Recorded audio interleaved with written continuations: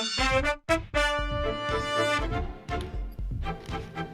is a quick video showing where to add the valve O-ring to a disassembled Sheridan valve. There's the valve O-ring right there. We just take off the old one, put the new one on, and reassemble. And as you reassemble, you can follow the PGP reassembly and disassembly video that we have.